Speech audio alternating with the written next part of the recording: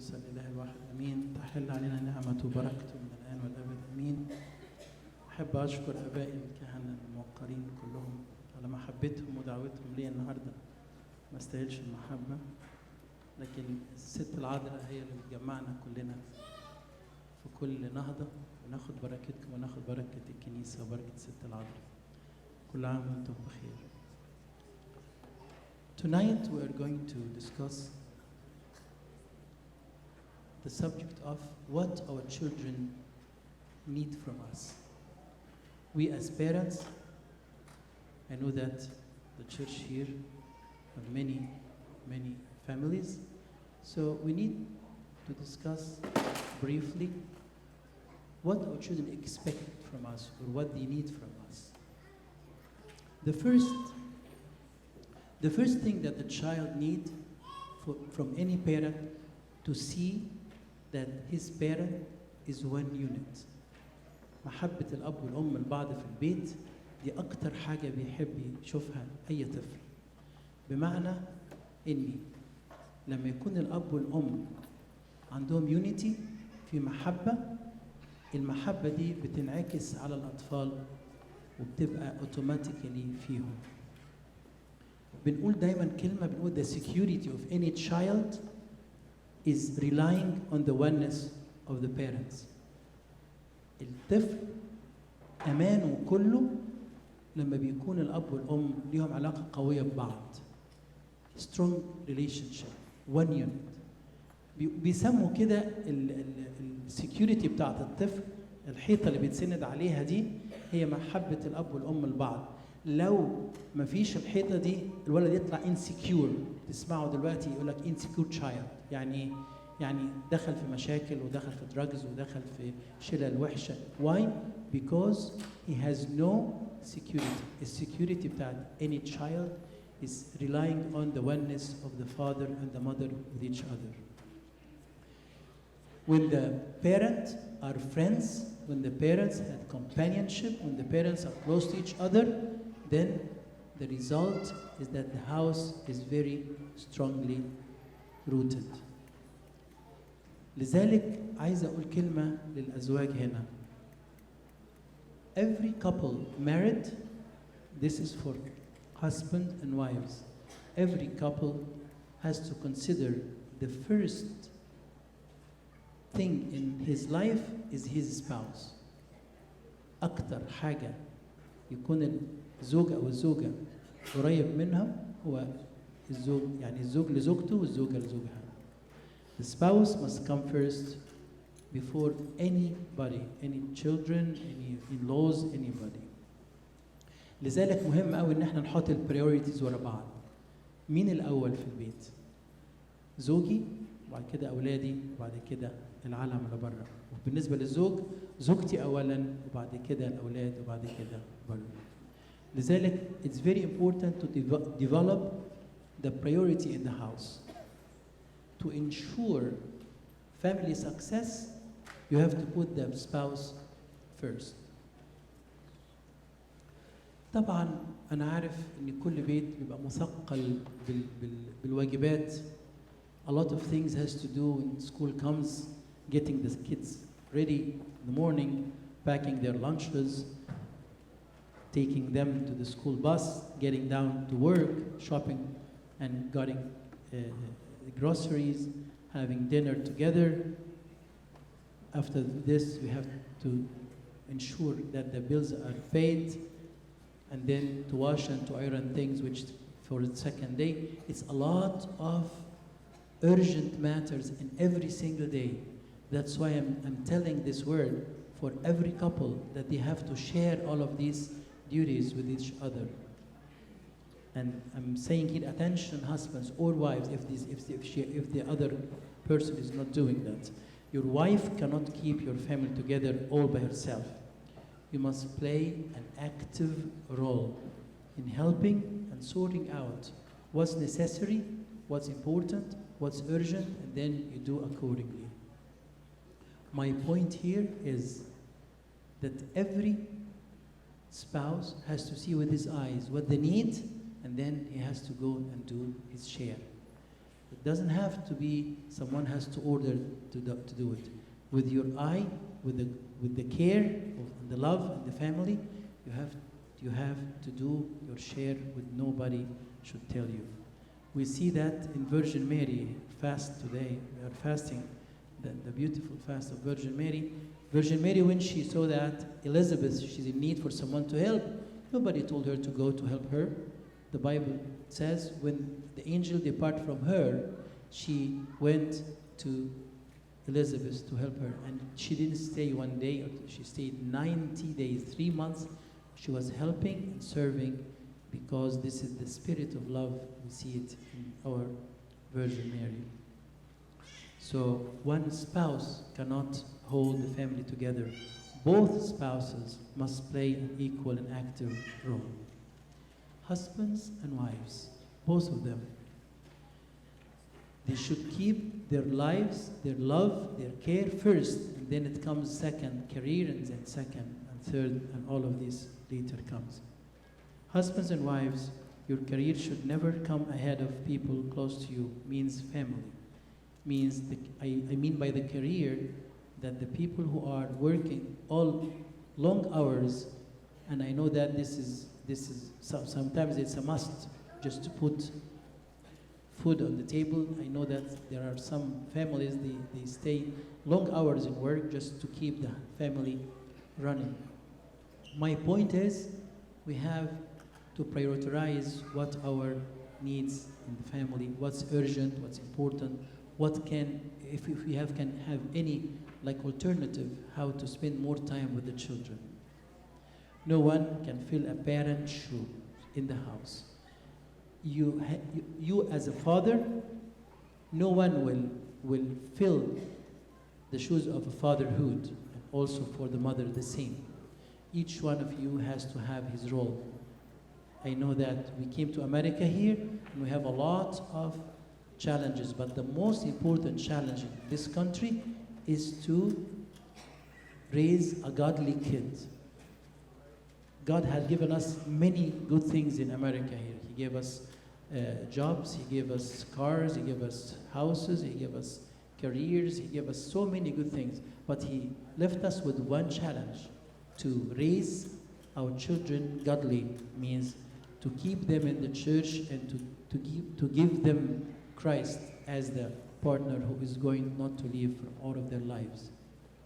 Sometimes when we focus on our children, we focus only on their academic level or on their health level, but we should also focus on their spiritual level, how much they are getting closer to the church, how much they are closer to their father of confession, are they regular in attending liturgies and communion and confession, and this is the responsibility of every parent. There are 4 basic priorities we have to put it for the spouses to be gratifying all of your life, for all of the things that God had given you, to be thankful for everything He had given to you, to learn how to be satisfied with everything that the Lord had sent you, and you should not spoil any budget just because of the matter of self-fulfillment. And every parent has to accept the responsibility that the Lord had put on him. I see these days that the marriage been delayed, that because most of the men, they don't want to be responsible, they don't want to carry responsibility. But once he married, he had many responsibility over. He has to be responsible for his children and for his spouse, and to be the provider and so on. Failing to support children, this is irresponsibility. How to handle the finances, it's a responsibility in the house. Parents who do not want to spend on the children, that's also irresponsible. This is what I mean by carrying responsibility. Is a load, I know, but it has to be done wisely. Dedicating yourself to the truth. You have to be truthful to your children and to your spouse. Truthful means to be not casting lies, means if you promise your child to do something, do it. Because the psychologist says the children learn to be lying because when the fathers are promising things and they don't apply and they don't do it. We have to have a balance with the time we spend in the work and the time we spend in the house. Once we get into the house, we should leave the matters of the work. أنا بشوف حاجات كتيرة في الشغل، ناس بعد ما بيشتغلوا 12 ساعة في الشغل بيرجع البيت ومعاه شغل تاني، ومع إن البيت ده محتاج لزوجته والولاده يقعدوا معاه لكن ما بيبقاش عنده وقت. We have to treat this subject. We have to deal with this subject wisely. Once the person came to the house, the whole entire time is for the spouse and for the children. I said the first thing they need is that the two spouses should be one. Then I'll go to number two. Number two, love for their children. I know that every family, they love their children dearly. They can give their life for their children. Unconditional love. Like God had loved us unconditionally, also we ought to love our children unconditionally. But love is not a matter of money and spending money on the children. Love, the children spells love T-I-M-E. They don't spell it L-O-V-E. If you love your child, it's not a matter of what you give him, but how many hours you spend with the child. I'll scare you with one statistics actually. I read here in America, the majority of the parents, they spend talking to their children average of 5 minutes a day. Isn't it scary? Why? Because they don't have time. They don't have time. Without spending time with your child, there is no whatsoever any kind of love you give them. Spending time means memories, means love, means care, means fun. This is the children, what they need. Just put some time for the children every single day. You should not be disengaged from your children. You should know every single day how it was, how was it for them. Think about them all the day long. Call them if they have phones. Call them, ask about them, how their days. Good words, appreciation, encouragement. You don't know how important the encouragement. نشجع أولادنا. التشجيع بيعمل معجزات. Encouragement does miracles for our children. It can lift them up even if they are academically not achieving very well, but encouragement can make them achieving well. Tell them, I love you a lot, because this is what they need to hear. They will be nourished. They will be cherished with every single word you say. They will love you according to what you say to them, because what you tell them is what they will feel about themselves later on. So if you love them and you tell them good words, this is what they will reflect later on themselves. They will see the mirror for themselves in what they hear from you as parents. Put them first before anything in your careers or in anything among your busy day. And an important matter for you, if there is any failure in their life, accept it and try to encourage to lift them up. You don't have to pressurize the child and to tell him you have to get this and you have to get this, these marks and this degree. No, we have to get them sound spiritually. His character should be sound spiritually well. well in his psychology, in his raising, in his spirituality, and all of this. So if there is some kind of failures, it's okay. We can accept it and we can work for it, but don't be harsh on that matter. Loving them is to give them what they need, not what they ask. Loving them is not to give them everything they ask, no. It's to give them what they need. This is always Abba Paula was saying this in his lectures. Our children need their parents to listen to them. A very big mistake we do while our children are little. We are busy in the house. الولد يجي يحاول يكلم باباه ومامته، أنا مش فاضي يا حبيبي روح لماما، يروح لمامته، أنا مش فاضي دلوقتي روح لبابا.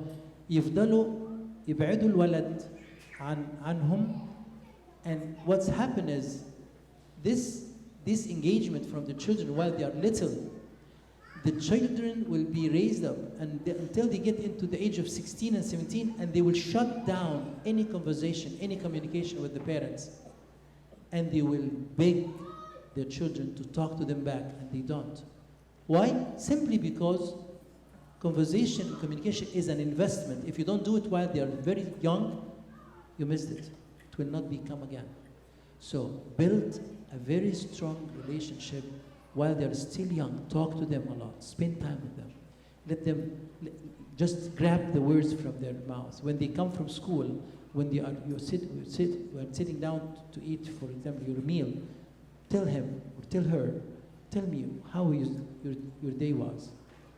Let her talk about her day, her friends. Any nonsense she will say is very healthy to hear it and to respond to her. You have to overlook for your child for everything. Who are the friends whom they are hanging out with? How they spend their time? What are in their bags? This is not a spying. What they have and they carry in their own purse. This is, you have to know it. Just to be aware of what's happening around you. I don't want you to be just blind about their environment outside. You have to overlook everything they do. An important matter concerning love, we always fall in it. When a child is obedient, another child is good looking, another child is high achievement, high academic achievement, and the other one is not. And we fall into partiality. That's very, very big mistake. كلنا نعرف قصة يوسف الصديق. بسبب انه كان ابوه بيحبه وجاب له القميص الملون، عمل مشكلة ضخمة جدا ان اخواته ابتدى يحصل فيه envy، حسد، فاتغاظوا منه، وانتم عارفين بقية القصة كلها. We should not fall in partiality because we have to know something very important. We have to know that children either high maintenance or low maintenance. في children ربنا كده خلقهم كده. You don't have to repeat 10 times, put your room in order. You don't have to tell him 10 times, please study your homework. But for some children, you have to work hard to let them do it. And this is what we call a high maintenance child, a low maintenance child. This is normal. But all of them, they should need your care and your eye and your overlooking for them. Know that the time you spend with your children, you never regret after that. So I talked about the oneness in parents. I talked about the love of the family.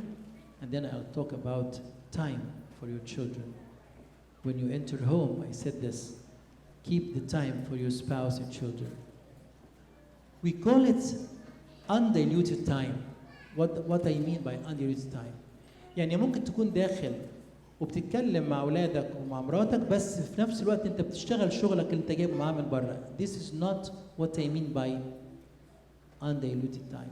I mean focus, sit down talk to them eye to eye, face to face, and responding to everything. Because undiluted time will never help the family to congregate again with each other. You have to spend what we call it quality time. Make memories with the children. Make memories with the children. What you do while they are children, this is what they are stuck in their mind until they become married and they have children also. They will always say, Dad and Mom do this. Dad and Mom did this. Dad and Mom took us to this. And Dad and Mom used to do this. This is the memories. We should do it while still the children are young. Don't wait until they become older, and then you miss the chance, you miss that opportunity. Communication with the children needs time and needs listening. Our children needs to be listened to. When they come with a problem or when they come with something they want to talk to you, you have to give them full attention. It's so important to give them ear to listen to everything they say. What you plant is what you harvest. You plant love and time, they will give it to you back. Teach them to share while they are still kids. I mean by sharing here, I know that in America here it's not like in Egypt. In Egypt there are so many places. You can go, for example, to orphanage places or to unfortunate areas or people who are poor or needy. This will tell the children, or when you teach them to share, your children has to know that not the whole world is like America. They have to know that there are some children, they don't have more than one shoes or one garment or one pajama or one. I mean by sharing, the children has to know that there are some other countries and some other peoples and some other nations are not like us. So they have to understand that the need to give, to share for these people from the very young age. I still remember a very important practice actually. Like every 4 or 5 years I take the youth and go to Egypt for a trip for service with the needy people. I want to tell you that what they see in these trips, they cannot learn in America here for like 100,000 lectures. When they see the children who is in need and the people who are unfortunate with their eyes, it's an experience.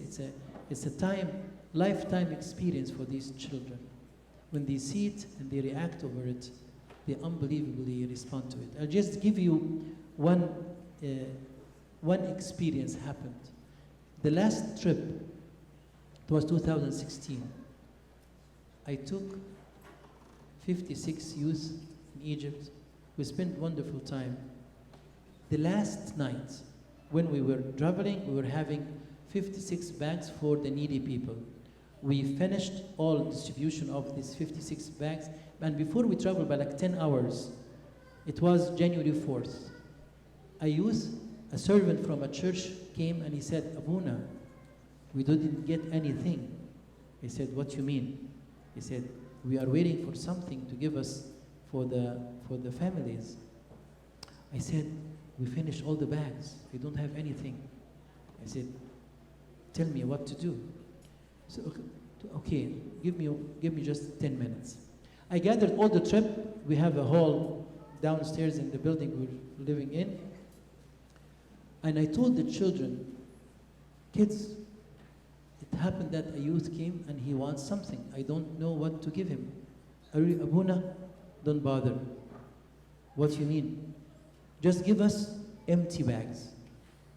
What you going to do? You just give us empty bags. I brought empty bags. It was not one bag. Empty bags means like 10 bags. And the children, they gave all the gifts they were buying for their families here in America, and they put it for the church And also their own clothes, they put it in the bags and they said, Abuna, we don't want this. Give it to them. It was a lifetime experience for them. To let them see and react.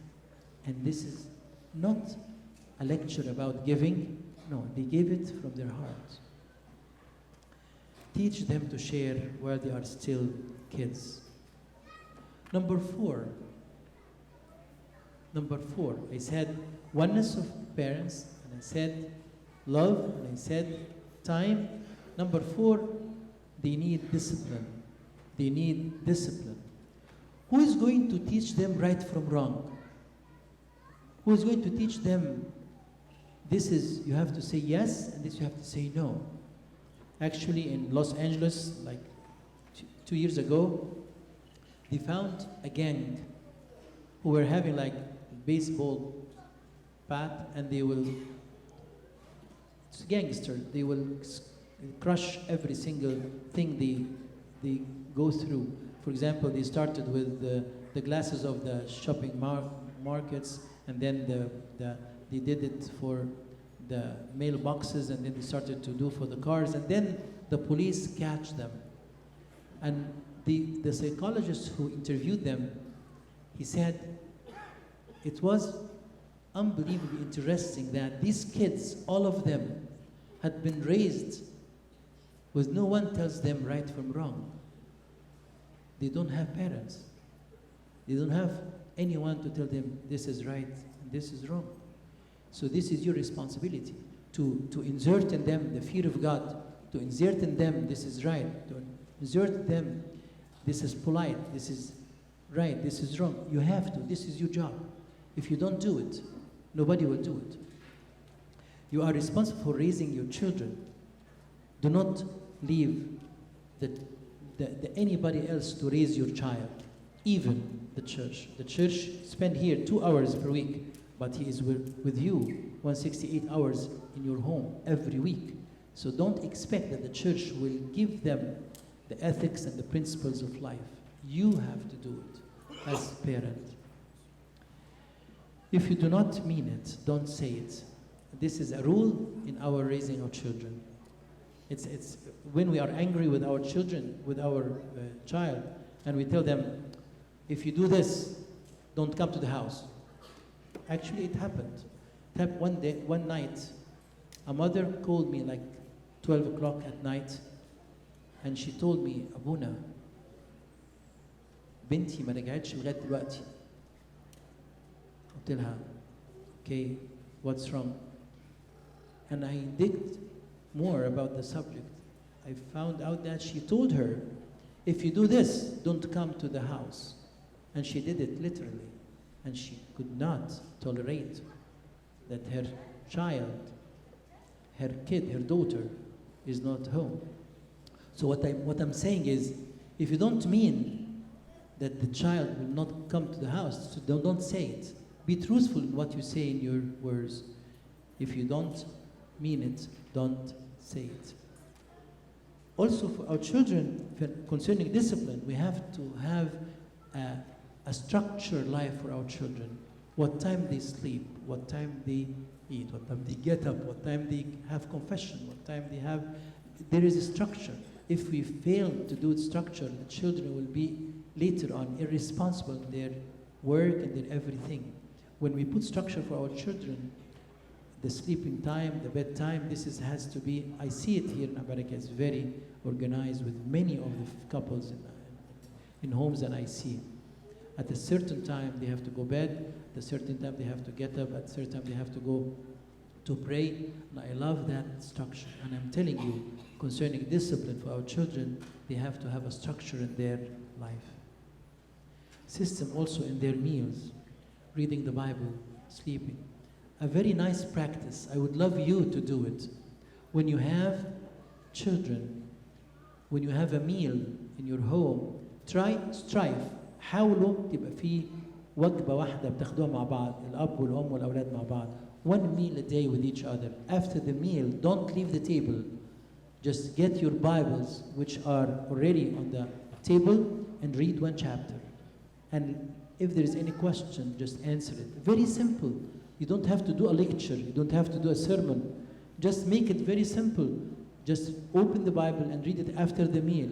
It will be blessing for their lives. It will be time for asking questions. It will be time for conversation and communication with the children. And you will wonder how this time will be a wonderful time for your children.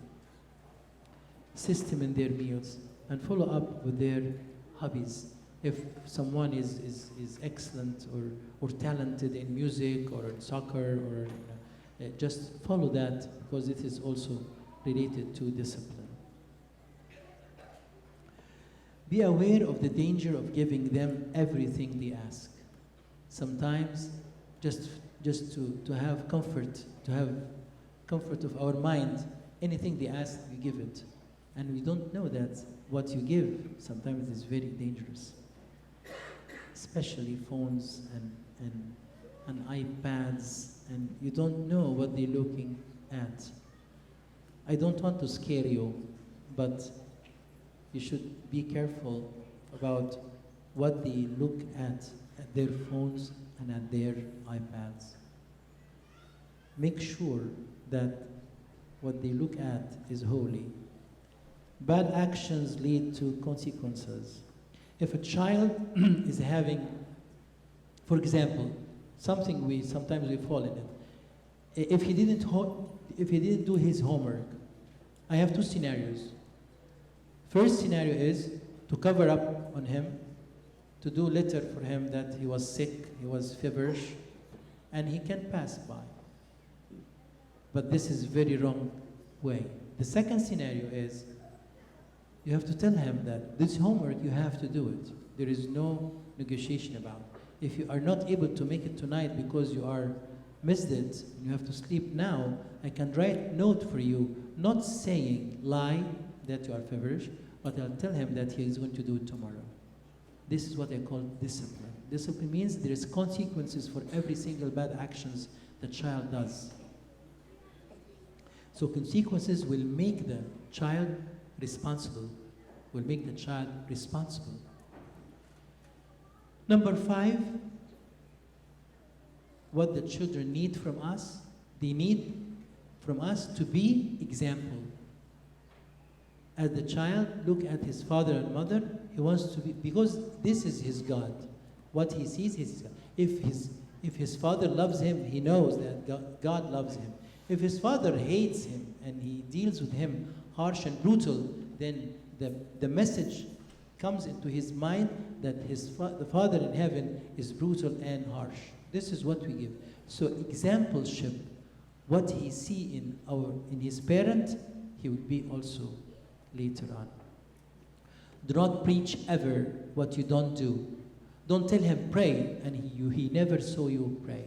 Don't tell him you go to communion, I'll have communion, and you don't come to the church, period. You don't have communion. What you do is what you have to preach. Your children will learn how to read their Bible when you see you reading it. When you see you kneeling down and praying, this is what they're gonna learn from. ومنى قريني بتحكي لنا حكايه حكيتها في كتابها كلها وانا سمعتها actually منها physically. قالت كانت تدخل على مامتها وهي صغيره قوي، يعني مثلا 3 سنين مثلا، تلاقي مامتها راكعه وبتعمل مطنيات ورافعه ايديها، تقول لها ماما بتعملي ايه؟ هو انت بتعملي ايه؟ تقول لها بس اعملي زيي اعملي زيي. وكانت تعمل وهي مش فاهمه، بس لما كبرت بقت امنا قريني. Why? Because exampleship, what she looks at her mother, she does it.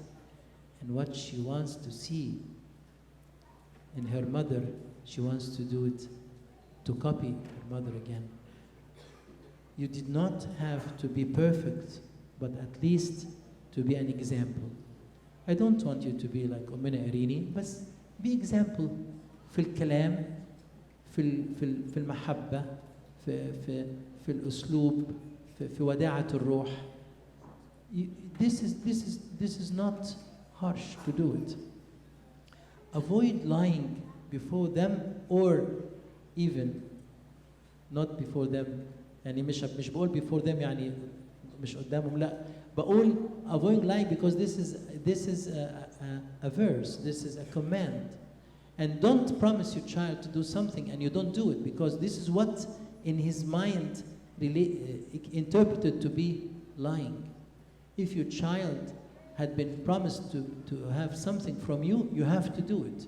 For example, if you tell him, I'll pass by you this time to take you to this, you have to strive to do it. Don't tell him anything and then you say, no, he will be okay. No. What you tell and what you promise, you have to fulfill with your child. If you don't promise, tell him, according to my time, I will see if I'm able to. But if you are promising something, you have to, because this is, I'm saying, it teaches them to be lying. Number 5, we said an example. Number 6, our children need spiritual environment. Our children need spiritual environment. What I mean by that? You know that these days the church is like struggling to keep the sanctity, to keep the sacredness, to keep the holiness of the families, because every single thing that church says, the world says the other way. Everything that the church teach, the world teaches the opposite. And we really have struggle. So just to minimize the struggle for your children, we have to keep them in a spiritual environment. Raising godly children, as I said, is a difficult task, but it's not impossible. Make sure that the children are raised in faith. Make sure that the children had already linked to Christ, to our Lord Jesus Christ. Make sure that the children, when they pray, they know whom to pray to. Make sure that the children are linked to the church and to a father of confession. And if they are deacons, they will be deacons. If they are servants, they will be servants. And any godly house will get godly children. It's not hard. What you look at you and your wife is what you're going to look on your children. Actually, a priest asked me a question 25 years ago in Jersey here. He told me, Abuna, I'm not sure the church in America here, Coptic church, now we are buying churches from other sects, other churches. I'm not sure what's going to happen after 50 years. I still remember I told him, if we are able to keep our children as godly as the parents, then the church will be fine. And this is what I see today, is our children is better than us. The deacons are better than us, believe me. I see that in our church, every church I go to. Make sure that the children are raised in faith and the relationship with Christ. Read with them the Bible. Pray with them. There is a statistics in America says, if a family read the Bible daily and pray liturgy weekly and eat one meal with each other, the divorce rate in these families are 0%. This is not from me, this is America. If a family eats a meal with each other, pray with each other daily, and go to the church and have weekly liturgy, this is 0% divorce rate. 7. Our children needs friendship. Make sure that their children, their friends are godly. Because their friends, either they lift up to heaven or they send them to Hades. As you know now, the children are bombarded by atheism outside of the church. The atheism now is amazingly spread everywhere, and they have very strong points and answers and questions, and they can spoil any child or any youth if we leave him. We have to make sure that the friendship around our children are godly. They know God. You have to know to whom they talk, to whom they communicate, to whom they spend time. The friend is either the one who is getting them into heaven or otherwise. The danger of having bad friends, how much corrupted will be the person. Understand their culture. Go down and see how they live, what their school teach, how they spend time in their school, and you have to go down and see every single thing they do in church, in their schools. Don't be living stranger in your house from children. Remember, they will become like the people they spend the most time with. Number 8, and this is the last point, our children need from us communication, respect, and listening. Our children are very sensitive. Means when you talk to them, they are like glass. Any like harshness, it will reflect to their personality. You need to raise a sound personality spiritually. Children are very sensitive to the matter of respect. Respect your child. He will be raised respecting you back and respecting the whole world around. Do not ever get physical with them. It's a very bad habit. Sometimes the people who came from Egypt and they have the same mentality to just get physical with their children when they are doing something wrong.